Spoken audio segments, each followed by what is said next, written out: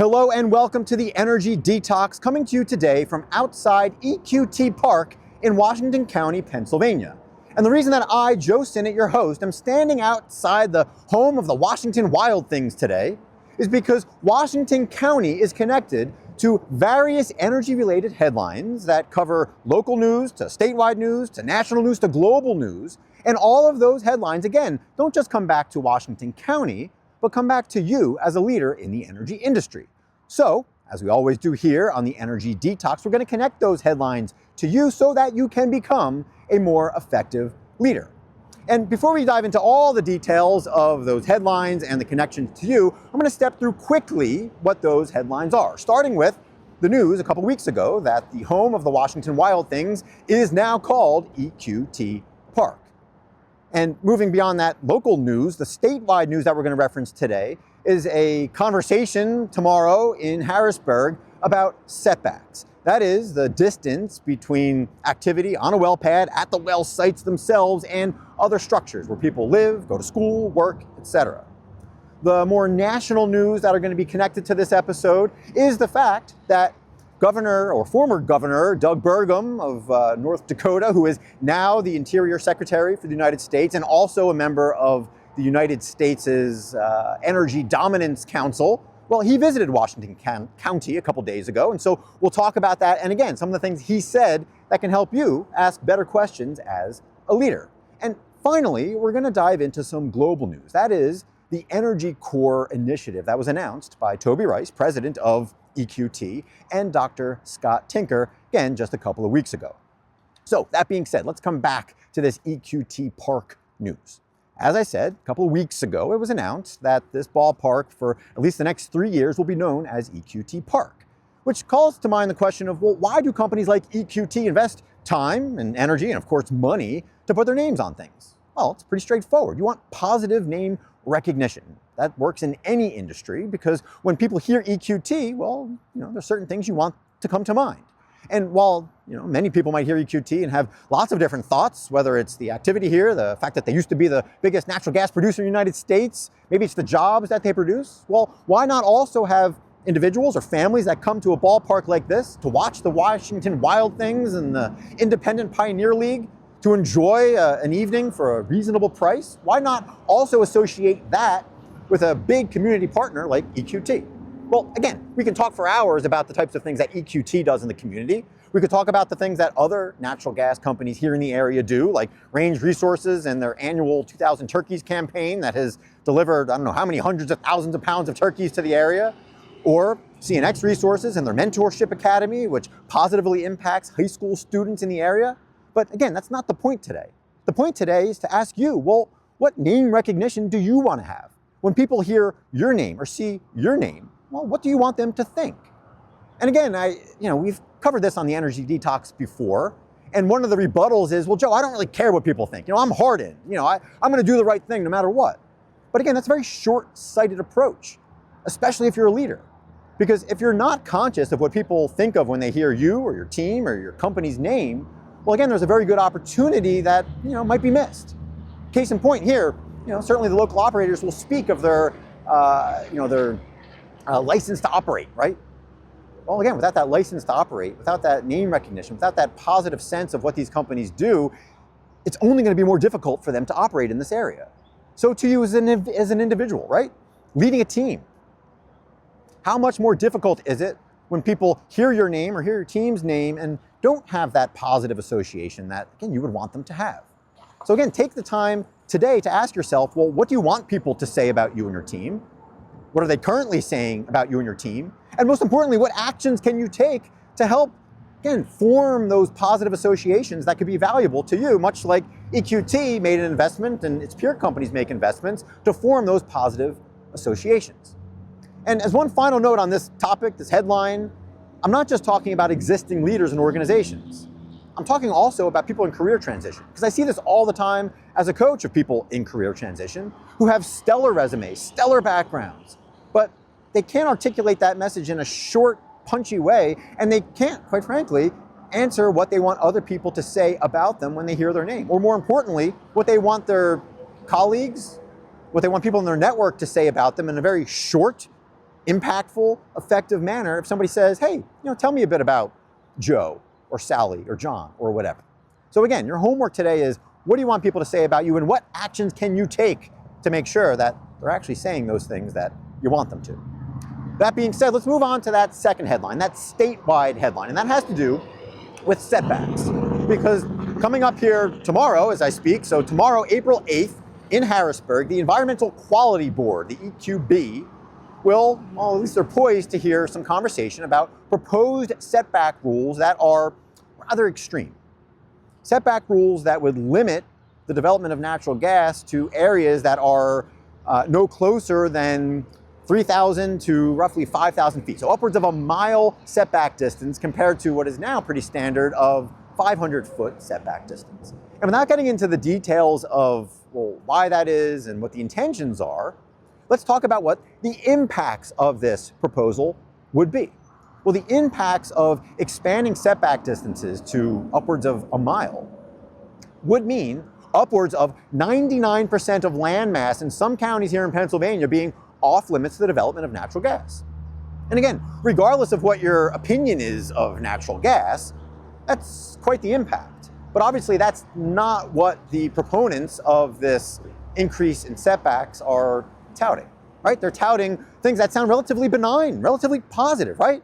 Hey, for the health and the safety and well-being of people that are in areas of natural gas development, why not look at expanding setbacks? Again, it sounds relatively innocent until you ask the very simple question, well, what are the impacts of doing this? And when you uncover that this is essentially a ban on natural gas development for much of the Commonwealth of Pennsylvania, well, now you kind of get into some other questions that really should be raised and really should be focused on by the people that are potentially making decisions. That being potentially the legislature in Pennsylvania, or perhaps more dangerously, unelected officials in, say, departments like the DEP, who may be able to implement draconian setback rules by regulation. Now again, without getting into the details, what does this have to do with you?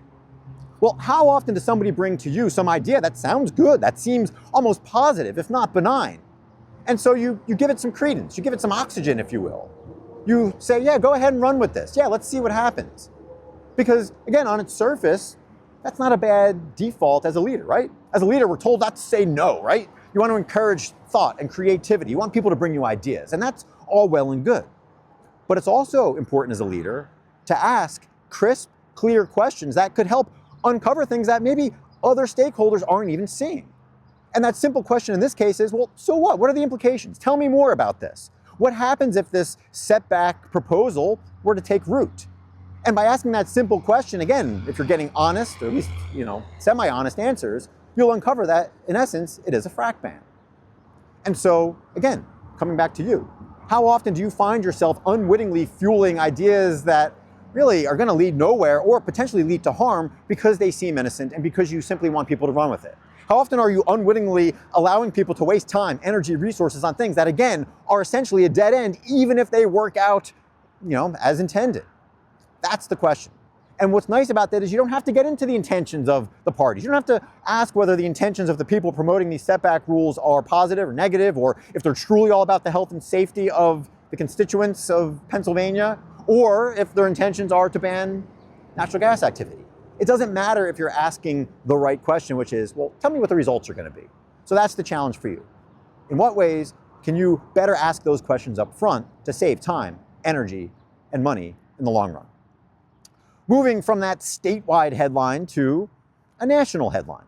And again, that is related to the visit that the Interior Secretary of the United States, Doug Burgum, paid here to Washington County just a couple of days ago. And during that visit, again, we'll spare you everything that he shared and saw. You can read about all that. You can actually watch his remarks. They're all public and out there. But most significantly, it's the fact that he's not just the Secretary of the Interior, he also sits on the Energy Dominance Council. And again, I'll ask you, well, what do you think of when you hear dominance? Well, you think about something that's a level above simply being secure, winning, right? Domination. That's what really gets people, kind of saying, hey, this is something different, right? You think about it from a baseball standpoint. People don't just want to have a couple wins. Heck, even the Pirates, who play about 25 miles up the road from where I'm standing, they can amass a couple wins. They beat the dominant, the mighty Yankees yesterday in dramatic fashion. Maybe in the next couple years, the Pirates will have a winning season, but they will continue to be far from dominant, most likely. No, people want dominant. That's what players want. That's what fans want. And that's what your team wants. They want domination. And again, I say this because I hear all kinds of very positive and potentially valuable language about developing winning teams. Yeah, that's all well and good. But how often do you as a leader talk about best in class or world class or dominant or best of the best, all of that language? Again, it might seem like semantics and nuance, but it's a big difference if you're the one saying, hey, how do we become best of the best? Or even you as an individual, how do you become best of the best? I say this as a coach, recognizing that there's millions of leadership coaches out there and gurus and podcast hosts and everything else. No, my goal is to be the best of the best when it comes to oil and gas coaching. It's very simple. And if I didn't have that mantra, well, what is going to be reflected for the people that I work with, right? Do they want to bring on somebody that's sort of mediocre, just going to have mediocre, ho-hum, fine results? Well, no, at least I hope not. Those aren't the people that I want to work with. I want to work with people who are dominant. So the question for you is, how can you shift your language and, of course, your actions in such a way that you're shooting for dominance and not just having a couple of wins? That being said, and moving on to the importance of talking about being a world-class team, well, let's talk about that final headline that I promised here. And that is the announcement from EQT's Toby Rice and Dr. Scott Tinker, the founder of the Switch Energy Alliance, about a new initiative called Energy Core. And the idea behind Energy Core is, like other initiatives, to eliminate energy poverty and lift up many of the 8 billion people around the world who don't have access to energy and all of the many perks that come with having affordable, reliable, plentiful energy. But again, they're going above and beyond that, kind of keeping with this dominance theme. In their words, it's not just about ending energy poverty, but moving to a point of wealth, of true success, of having that long-term, generational access to resources that could help fuel entire countries. And, well, how are they going to do that? And what's the point of this when it comes to you? Well, it's the fact that they're honing in on metrics that actually matter. So again, while there's all kinds of nice-sounding, well-intentioned initiatives and organizations out there that are doing great work, how many of them have a simple, measurable, actionable framework like these Energy Core folks do? Because their framework, and again, it might sound a little bit of a slogan, but it's revolving around this idea of 50-50-50. In 50 years, getting the world to a point where your average person has access, or at least is impacted by 50 megawatts of electricity, energy per year. 50 megawatts per individual per year. And also being connected per year, per capita, to $50,000 of GDP. Again, two very simple numbers. 50,000 US dollars in GDP per capita per year, and 50 megawatts of electricity. Very simple metrics. And the reason I bring that up today is because so many individual leaders and companies focus on all kinds of different metrics that, again, sound good, but do they really impact what people's bottom lines are? Do they really speak to what stakeholders want? Because certainly when it comes to energy, I'll channel the words of Doug Burgum. And he said that the value of the kilowatt hour, he said, is more valuable than it's ever been before. And it's true, because that kilowatt hour translates into wealth and well-being. And again, not just financial wealth, but education and health and everything else that is negatively impacting the 3 million plus people per year who die of indoor air pollution because they're stuck burning wood and dung and everything else. But again, I'm not going to go down that path here in the interest of time, but I am going to simply remind you to ask yourself, as we often do here on the Energy Detox, are you focusing on on metrics that matter? Are you focusing on things like, again, winning championships and World Series instead of the occasional win or the occasional player who, again, attracts a couple thousand extra fans per game than you would otherwise? Focus on metrics that matter instead of fluff, and again, you will find yourself in a much better position, and your team will find itself in a much better position.